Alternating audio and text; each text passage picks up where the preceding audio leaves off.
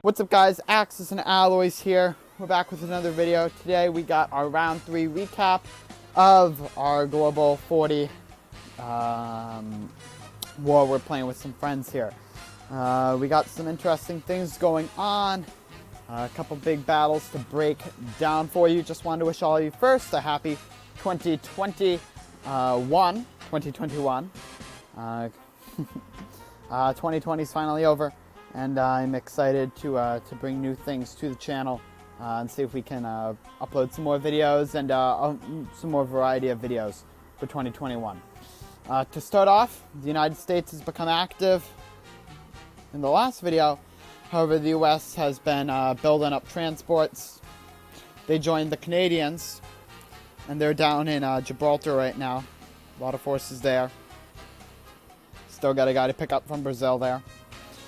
We have the British destroyer from 71, one of those going there. The British took back Egypt, having 2 tanks and an artillery remaining, and the Italians attempted to take it back here. Now, although the Italians might be in a better situation here, that French fighter, the Italians moved to Guy 92, because obviously the Allies are stacking Gibraltar. French fighter came down and got a lucky shot on 92. So the Allies are actually going to be able to attempt to either invade southern Italy or northern Italy or southern France here. So they got a lot of ideas. They got a lot of things to do. Now, Germany obviously can move those mechs down. But you have the Allies here. They built the factory in Persia.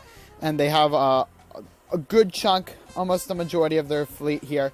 Because I think they're going to be able to punch in this turn again with the Belgian Congans. And maybe even get lucky with sending the guys from Iraq. But it'll certainly be interesting. But I do think that I hope the Allies, as the UK player or Soviet player, that we can come out on top here. We're gonna skip over Russia right now, but the Far East are coming in, moving over, and the guys from Russia they moved to Amur. Japanese players kind of left this area a little open. China's going good though. The UK are here to stay. They're here to punch in, help liberate that. Japanese fighters are in Malaya, but they haven't taken the Dutch East Indies. I don't really know what's going on here. The Japanese fleet, it took out the guys in the Caroline Islands, but never landed there. And now they're in Queensland. Granted, taking out this force here is going to be important to do, but is it really worth it? I don't know. It's the Australia's worth 10. They're gonna get their bank of 13. It's not worth it when compared to this equals 12, 15 plus 5 for the bonus. That's 20 IPCs in the Indies. I don't know why you're not the Japanese players not going after that.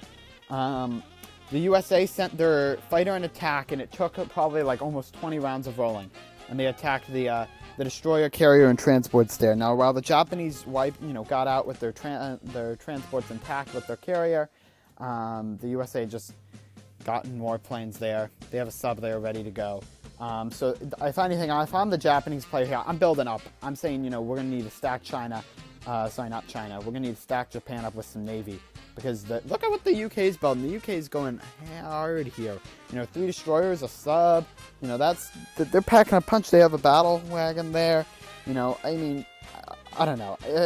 I'd be sending guys over into Java, into Celebes and Borneo. I wouldn't waste my time taking out Australia. Now, they are a thorn in the side of most Japanese players, but what you're making here, what you're gaining is not worth what you're getting.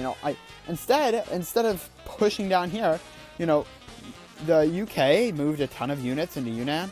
The Chinese are looking still pretty healthy here. It's the end of round 3, but the way things have been playing out, the USA is fairly dominant, even though the Japanese still own the South Pacific. If we're looking up here, UK bomber died bombing.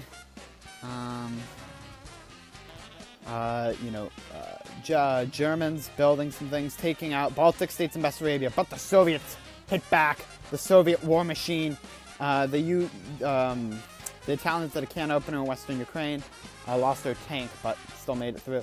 But they took back Bessarabia and Baltic states, so it's going to be another turn to take Ukraine or take Leningrad there, which is giving time for the Far East to come over. But it's going hard. It's going through. It's going pretty good.